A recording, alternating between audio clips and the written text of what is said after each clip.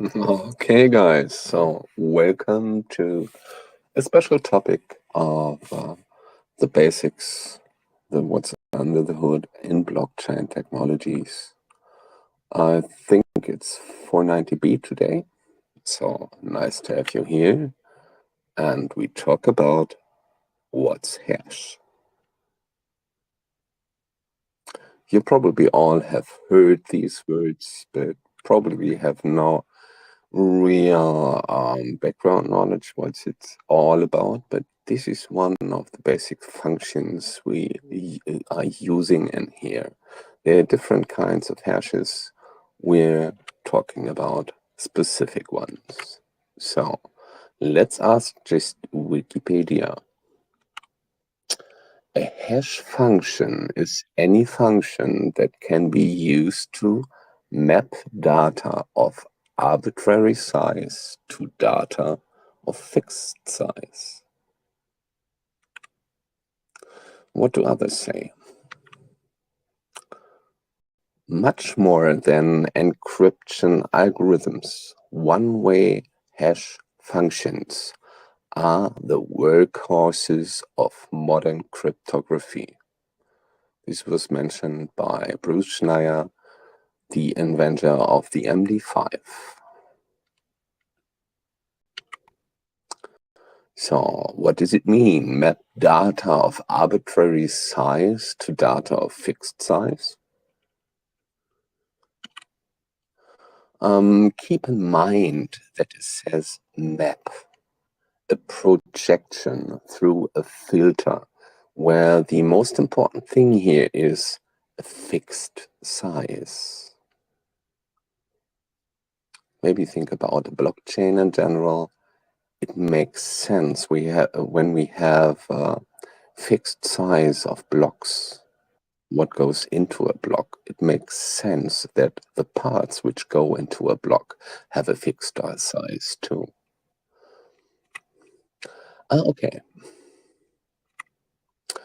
Oh, but there are so many different hash functions and algorithms on Wikipedia. Yes, there are. From simple CRCs, cyclic redundancy checks, or checksums, up to very elaborated ones called cryptographic hash functions. I see. So it should precisely say much more than encryption algorithms. One-way cryptographic hash functions are the workhorses of modern cryptography. Yes, right. Basically, it's to avoid a redundancy here. We will check that one later. Maybe worth to mention, Bruce is one of the driving forces within this area. He wrote this already 2004 in his article about an older but still often seen MD5 hash analysis. So much more than encryption algorithms, one-way hash functions are the workhorses of modern cryptography. One way. Oh, okay. I think I understood why it's said map in Wikipedia, but why here it says explicitly one way. Well done, Cody. Good point. I appreciate that you start to care about important details.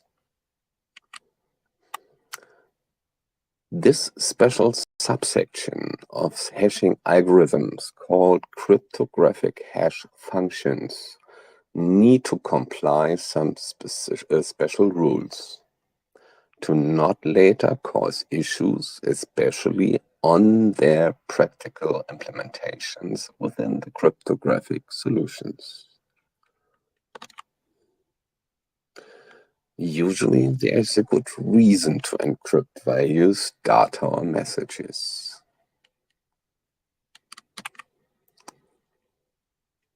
So, look what I found, those as main properties.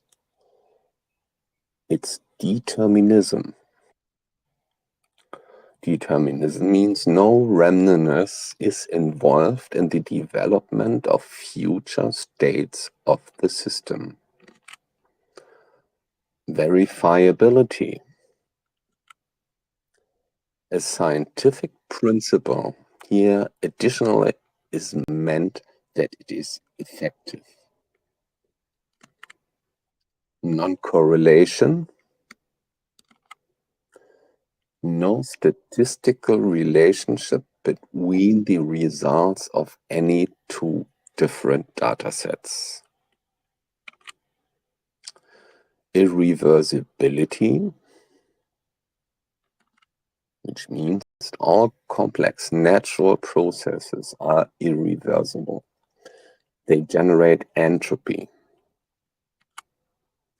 Collision protection, airbags included, in a certain way, yes, where here collision means two different data sets that share the same hash value. It should be infeasible to calculate two different data sets in advance, basically, which will lead to the same hash value. This does not say that there can never happen any collisions. This is intrinsic because of the fixed length thing. Cryptographic hash functions within ways where found to foster collision are called broken. Quantum supremacy might rush in here in certain ways, but not until now. We heard a lot about that. It may harm things, but especially in this area, there is not really visible an actual threat or a soon future threat. Determinism. Let's go a bit more into the definition. In mathematics, computer science, and physics, a deterministic system is a system in which no randomness is involved in the development of future states of the system. A deterministic model will thus always produce the same output from a given starting condition or initial state. The same inputs will always lead to the exactly same outputs, no matter where and when. More general, determinism is the philosophical view that all events are determined completely by previously existing causes. Deterministic theories throughout the history of philosophy have sprung from diverse and sometimes overlapping motifs and considerations. Something like the opposite of determinism is some kind of indeterminism, which otherwise is called non-determinism or randomness. Determinism is often contrasted with a free will. This comes from Wikipedia, determinism. So let's step to the next one, verifiability. In the context of hardware and software systems, formal verification is the act of proving or disproving the correctness of intended algorithms underlying a system with respect to a certain formal specification or property using the formal methods of mathematics. Which means in our case here, computing the hash value or the hash of a data set has to be efficient within a linear complexity means as well. It should simply be a fast process which scales within a linear manner. The opposite would be the involvement of an NP hardness. I don't go too much or too deep into that one, but functions like n faculty are growing vastly exponential. A traveling salesman problem TSP usually is not linearly solvable. It's practically that if you have more than 24 cities, the biggest computer will have an issue to get the correct and exact solution. So verificationism, also known as the verification principle or the verifiability criterion of meaning, is the philosophical doctrine which maintains that only statements that are empirically verifiable, for example, verifiable through the senses, are cognitively meaningful, or else they are truths of logic. Okay, we could in general discuss this way more, especially through the senses. As you all know, there are some images and whatever, for example, moire figures and so on, where your senses are just doing things which are not there. Okay, but let's keep on with the technical part. So, non-correlative. In statistics, correlation or dependency is any statistical relationship, whether causal or not, between two random variables or bivariate data. In the broadest sense, correlation is any statistical association, though it commonly refers to the degree to which a pair of variables are linearly related. So we don't want to be linearly related in any means. Here, this means that a small change within the original data set, maybe just 1 bit, should change the hash output extensively, so that this output cannot be correlated to the output without this minor change. Cryptographic hash functions within which arrays were found to foster collision are called broken, let's remember. A correlation of specially formed inputs to their outputs would lead to possible collision predictions. Where there is causation, there is correlation, but also a sequence. It's a little asterisk here. But also a sequence in time from cause to effect. A plausible mechanism and sometimes common and intermediate causes. While correlation is often used when inferring causation because it is a necessity or a necessary condition, it is not a sufficient condition. This again is from Wikipedia. So let's check the little asterisks at the sequence here. Watch closely this sequence here. Cause and effect means a delta t is bigger than 0. A delta t is the time lapse. In quantum universe, time delta t can have positive and negative values. We can discuss this later on, but it's not part of this presentation. Just keep it in mind that a part of this quantum supremacy discussion relies on that this cause-effect thing may not be linearly, especially not in quantum universe. But okay, let's proceed with our basic stuff now. which is irreversibility. In science, a process that is not reversible is called irreversible. This concept arises frequently in thermodynamics.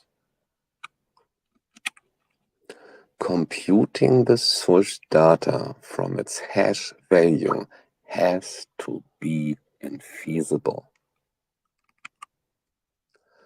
Only a brute force search through all possible datasets is left over to find a match. Do you know that there is exactly one exception? It's the empty string answer. If I feed an empty string into a hash function,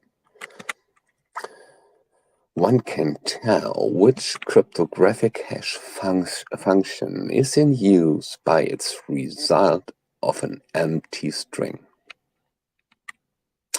That result is called empty message fingerprint or no message fingerprint, which is unique for each different hash algorithm. Irreversibility is why you should never mix up cryptographic hash functions with cryptographic functions nor cryptographic algorithms.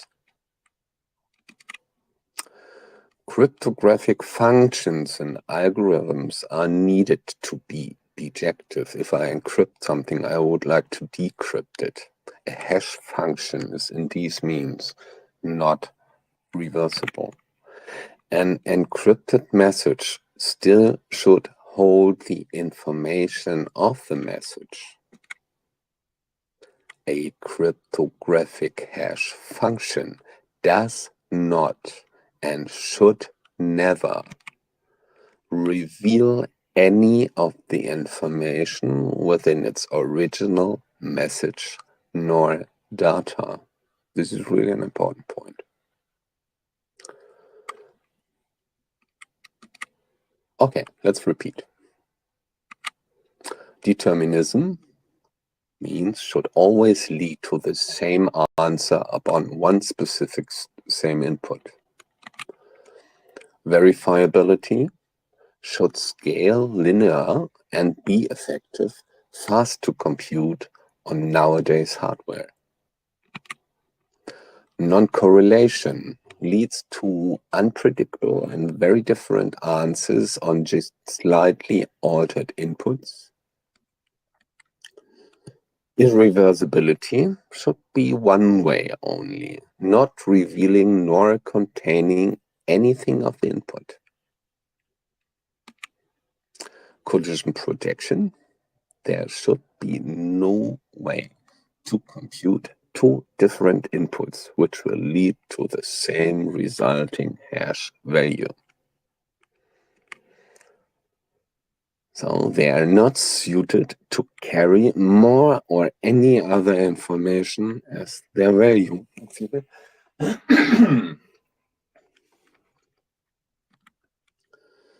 They do have a specific small size independent of the amount of data given. Match arbitrary size to a fixed size. You have to archive elsewhere their algorithm and the original datasets. They can perfectly and efficiently prove or disprove one-to-one copies of original data. And the very best, they don't need the original data anymore present to do so. Just check the copy, feed it into a hash function. And if it doesn't show the pre-given hash number of the original, it's not the same. But if it leads to the same value, it's obviously the same input. Okay. Let's check a use case. Not really practical, but Cody is Cody. So Cody says, I can imagine fantastic possibilities with those. Very small size for very big data sets. No need to transfer the original. Cody, you and your unbound fantasy. But yes, keep on going.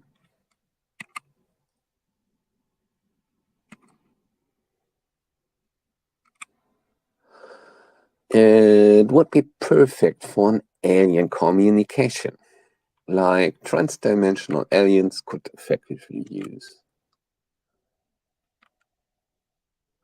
No, okay. Knew there would be some kind of aliens, but why transdimensional? Come on, everybody knows that transdimensional communications are very tricky. Slow as hell and are having a bad signal quality. You should know that too. It's via a wormhole, and those are adding noise and so on.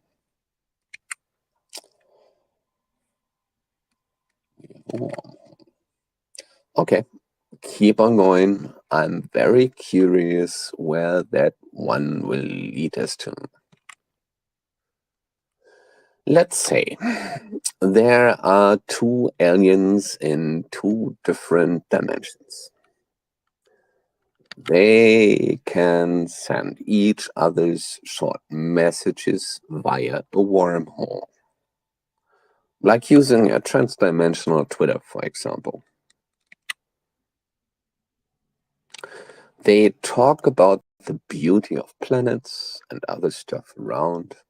Usually, if some charts get mixed or altered, they have any issues because they just know each other as well and are intelligent, so they can just imagine what the correct words were.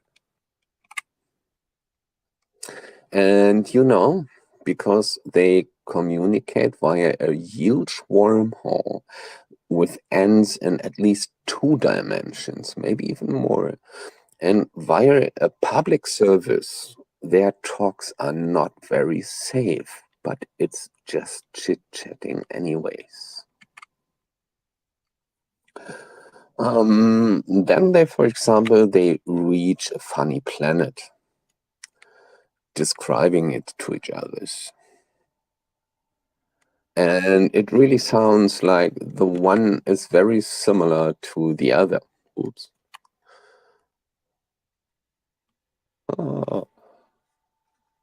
My PC stalled.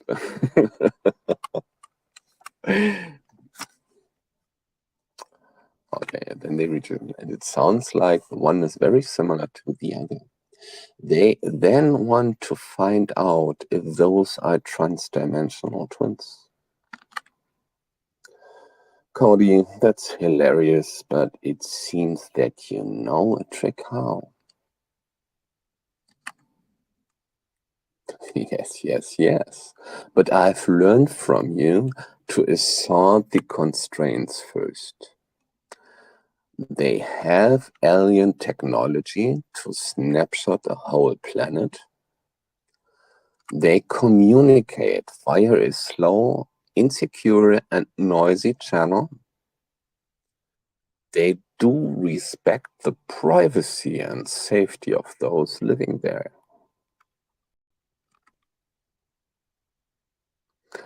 I'm really proud of you, Cody. I can guess your track now. That's hypothetically might work out pretty well. Yeah, and that's so easy with a good tool like that. Just 2 steps. They do a snapshot of the planet on each side and SHA-3 it into hash A. Then they SHA-3 hash A into hash B and are sending both. Perfect, Cody. If you now would be so kind to explain the cases, it's a well-deserved A++. So, let's check about what might happen. So after they send each others their hash A and hash B, where hash A was the hash of the full planet and B was just the hash of the hash A, it's first a good idea to care about the message itself. Both know the length of their SHA-3. Let's say they used to SHA-256. So it has to be 2 times 256 bits.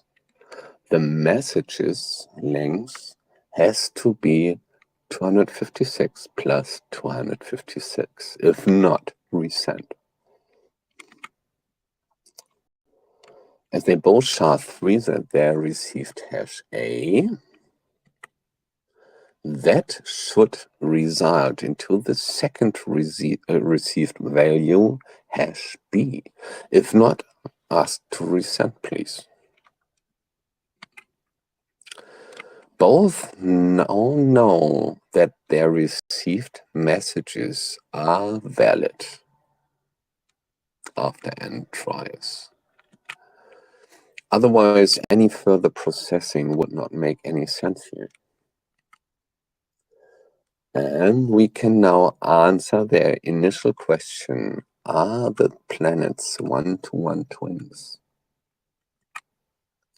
They just need to compare the other's hash AB with their own hash AB. If these are all the same chars, the planets really are one-to-one twins, otherwise not.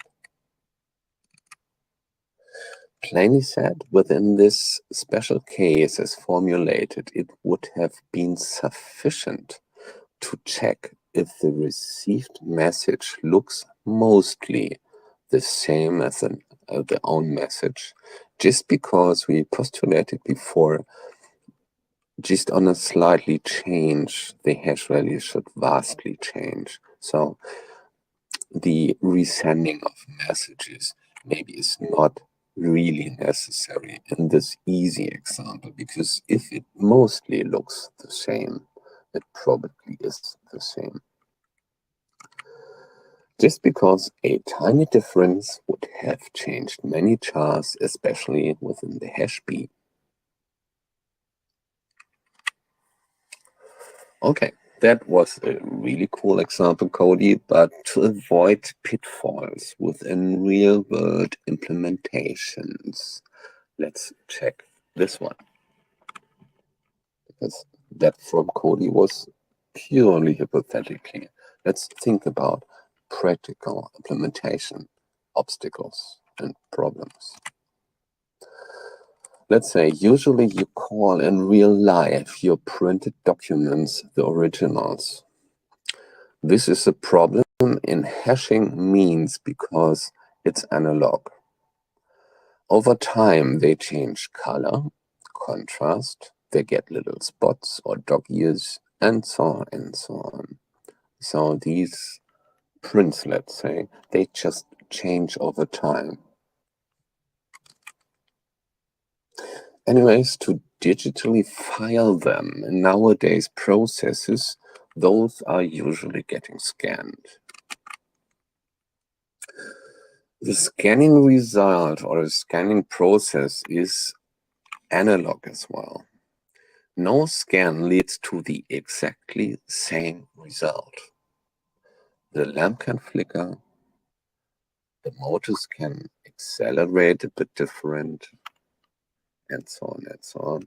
Maybe you just move it by a bit on the second scan. So the raw data of one scan never can be reproduced exactly the same way. This is pretty much impossible. And there is more to be taken into account. Raw scans are huge, so the scanning software will alter these into an office use means more effective file size. As well, most nowadays scanning tools are containing routines for auto contrast, noise reduction, color table, and white balance adjustments. Storing these results is another step of processing. Nowadays, usually it's a PDF or JPEG because their file sizes are effective. It's never raw data nowadays, where usually it's JPEGs even and need PDFs too. Many picture file formats are lossy formats. They perform transformations into frequency space, a DCT, discrete cosinus transformation. It's the little sister of an FFT, fast Fourier transformation. They do perceptual weightings and so on, where rounding errors can and will occur. It's part of the process. They differ by codec, version, quality settings, and even by the operating system used, like which library or which version of the library. So be sure to keep exactly that original file where the hash directly derived from. It's really important. You really have to keep the original file if you want to have this one hashed again to the same hash value. So, cryptographic hash functions, standards for safe and reproducible implementations. There is the National Institute of Standards and Technology, so-called NIST, located in the main Gettysburg, Maryland. It's not too far from Washington, D.C.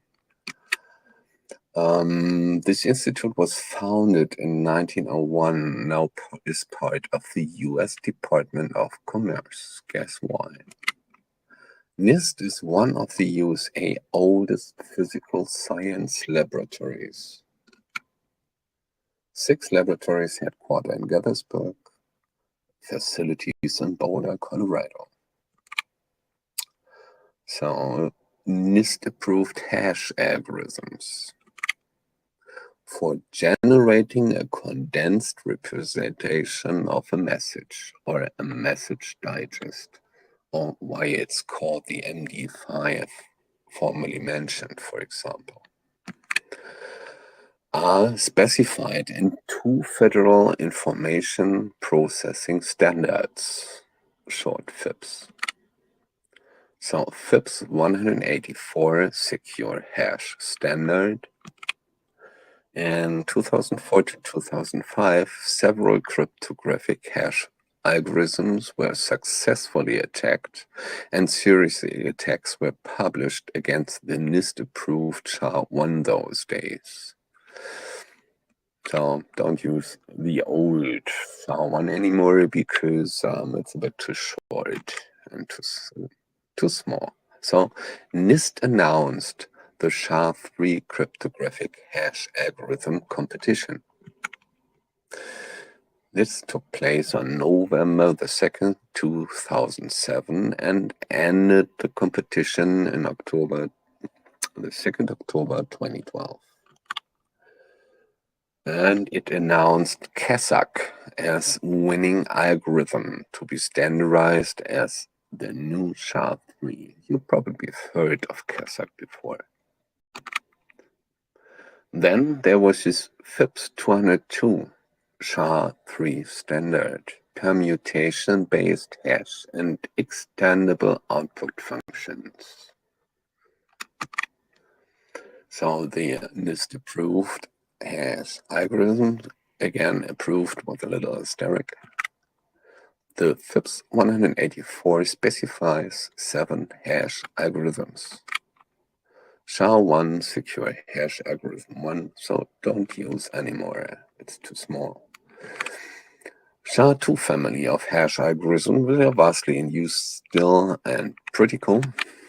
It's SHA-224 and SHA-256, 384 SHA-512 SHA-512/224 and SHA-512/256, where FIPS 202 specifies 4 fixed length hash algorithms, which is the SHA-3 224, SHA-3 256, SHA-3 384, and SHA-3 512. So, and there's basically the asterisk 2 closely related extendable output functions, or XOFs, which don't lead to the fixed size, which means it's the SHAC 128 and SHAC 256, but they're still not approved officially.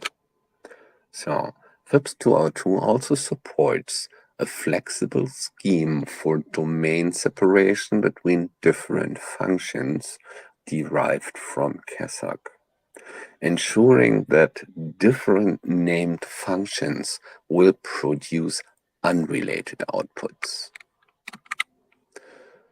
Oh, again, the little asterisk, and let's check a bit more about the CASAC 256, which was the winning SHA-3 algorithm to come. While it was implemented within the Ethereum variants like ETC, ETH, Binance Smart Chain, and so on, this is all Ethereum and using the CASAC 256. The process to establish the SHA-3 standard was not precisely ready and was changed later, then within some small details. So the CASAC 256 works pretty much the same as the SHA-3 256, but their outputs are different.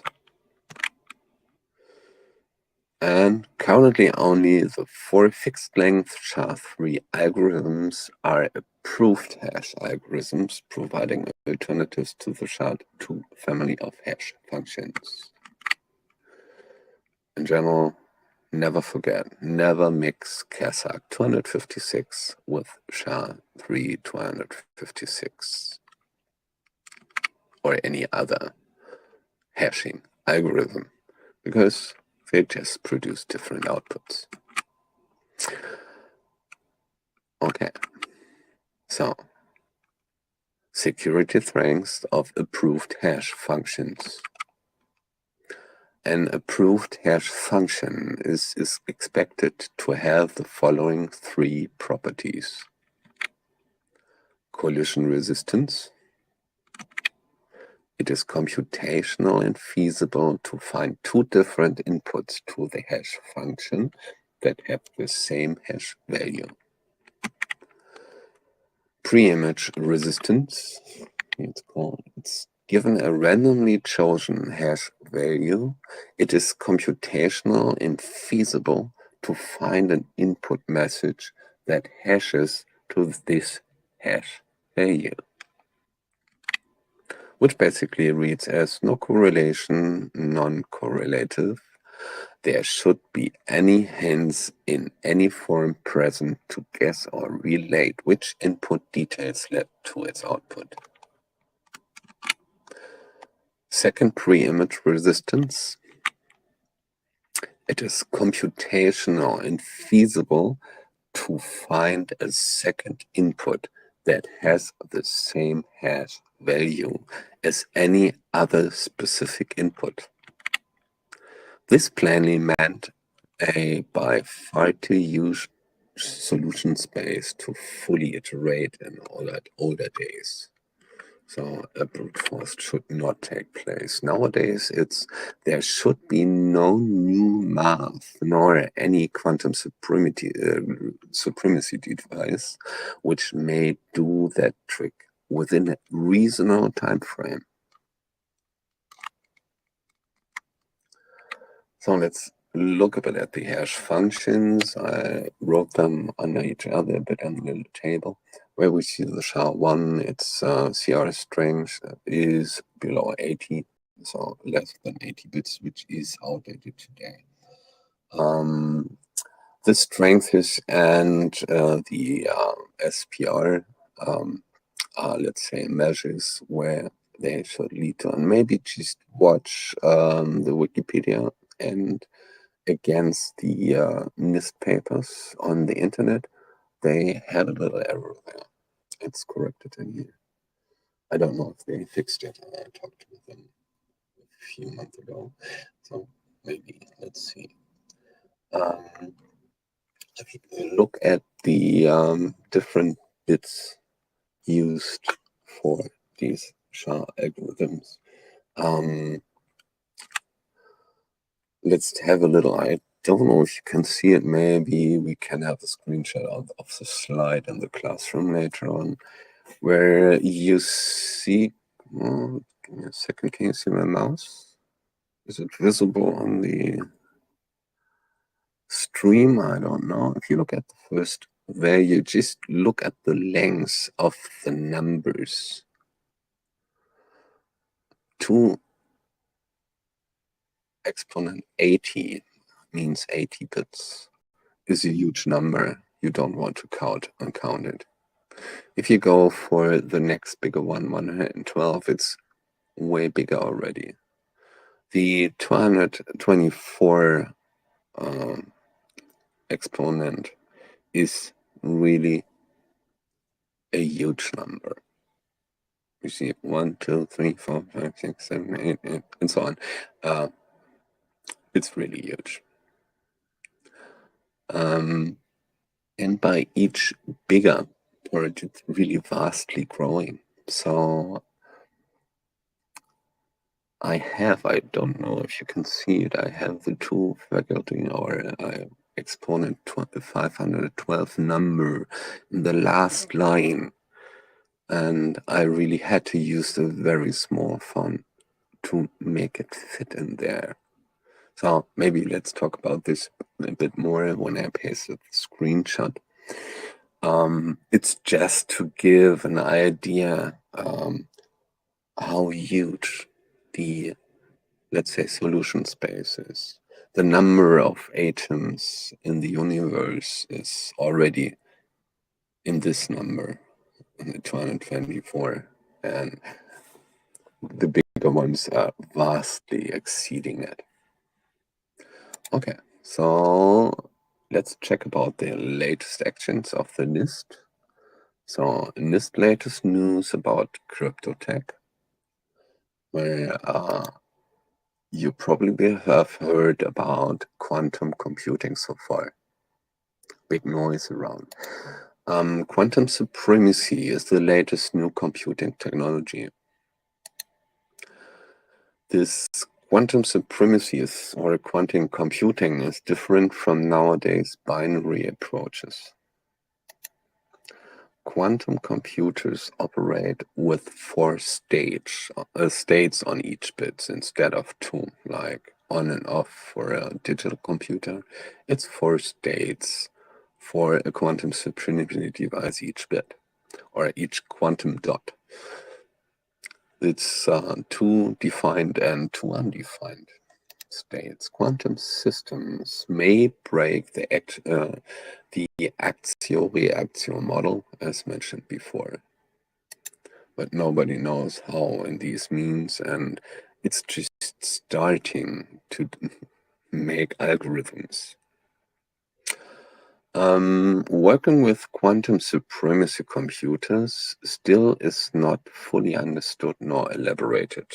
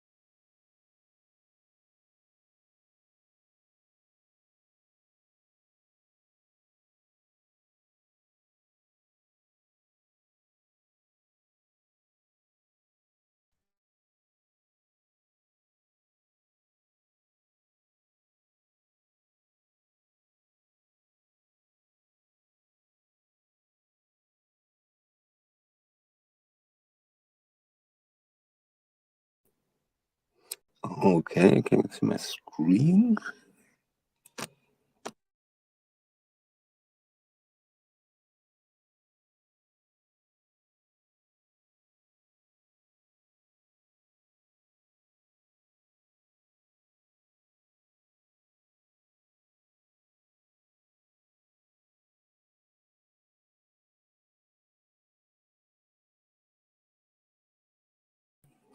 Okay, there we are again.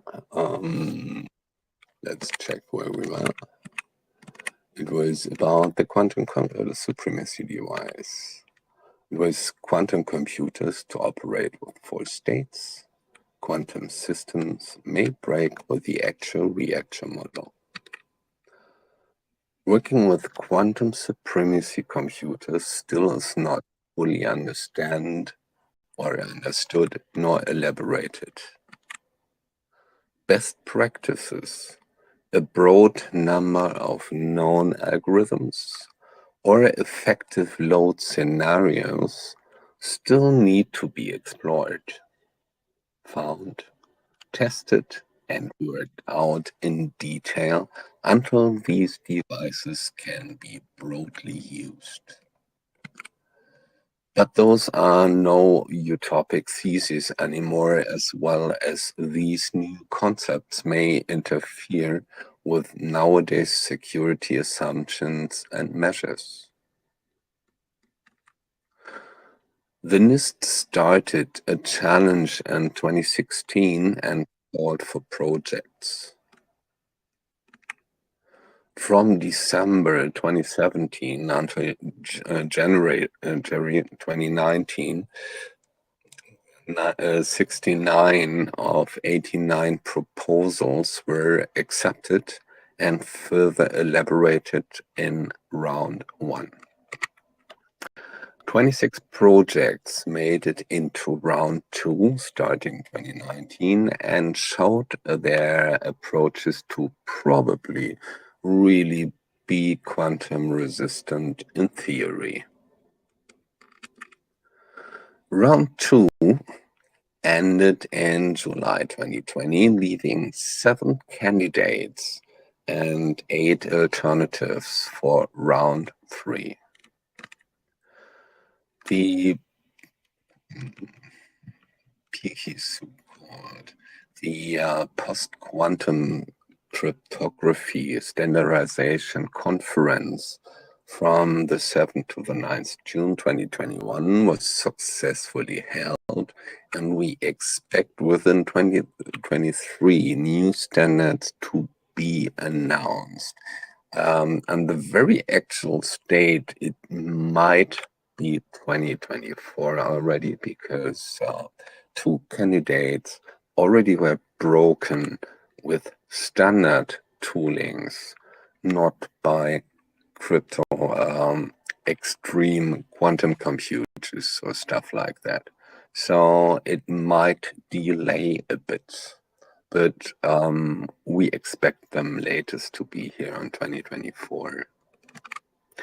In 2022, some of the candidates even showed to be vulnerable for classic exploits.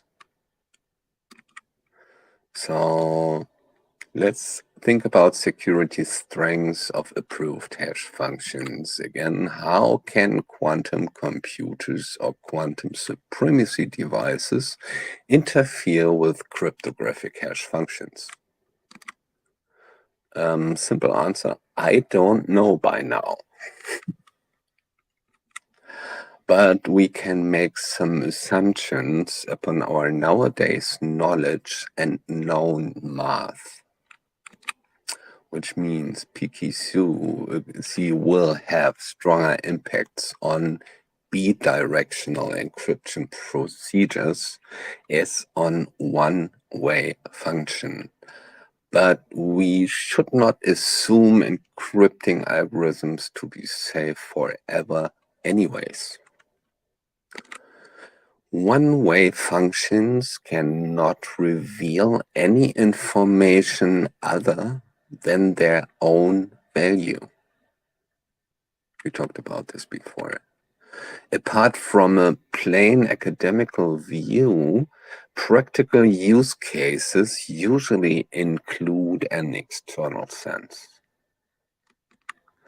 Even in case you can find colliding hash values for real-life documents, certificates, or just data collections, those inputs must make the same sense.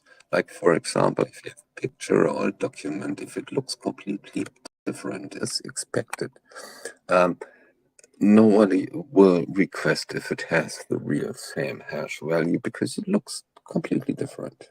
And it's not just altered in a tiny little detail, like a name of a certificate or something. This is as far not really thinkable, especially not thinkable to find a collision in these means. So to tamper with real life documents, pieces of code or other data sets, those falsified copies need to be mostly identical. Code needs to run without errors still, or the known errors. Documents don't consist out of random words or letters. Certificates have signs and logos or other official letters and so on. Letters, emails, or simply pictures need to comply manifold other criterions to be just somehow valid within their meant context, general structure, or their plain visible content. In general, we still can safely assume it will stay infeasible to tamper within these use cases.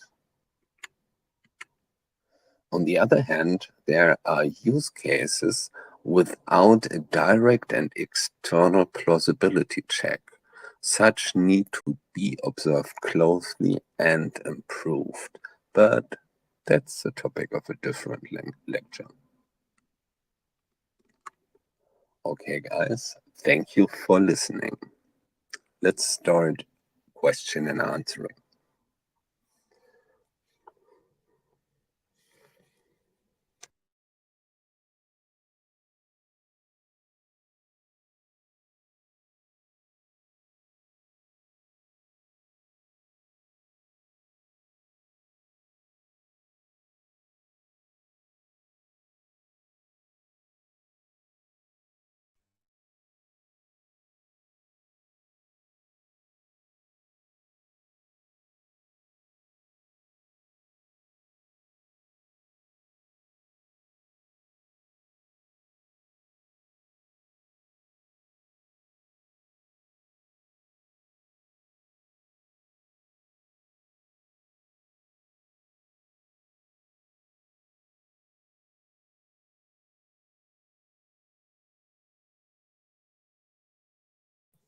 Guys, anyone questions? All stunned?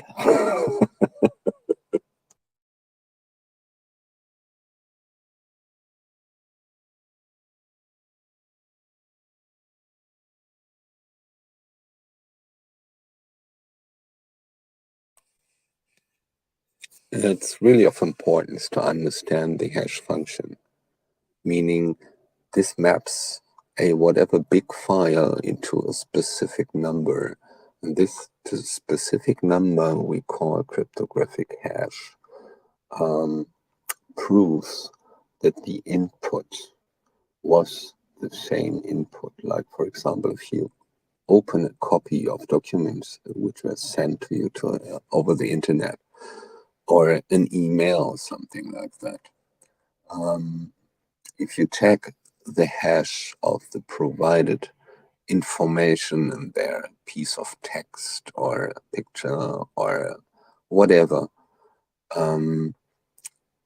you have a single value which proves it's the same as the sender, for example, intended.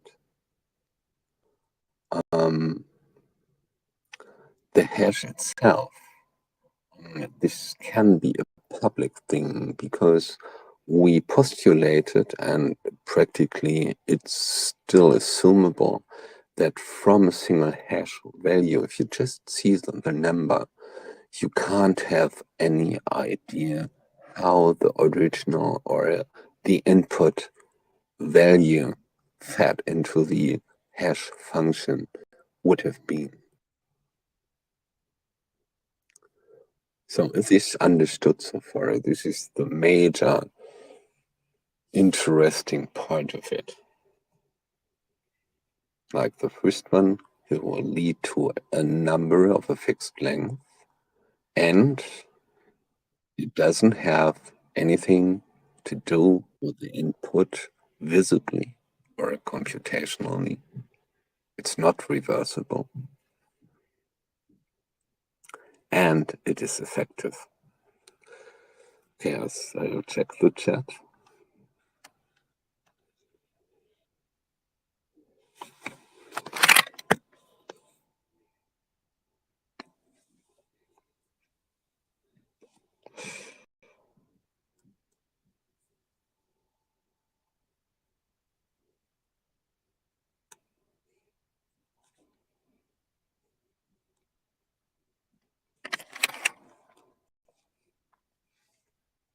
Okay, I don't see any more questions here. So, Julia, we may stop the streaming for this one.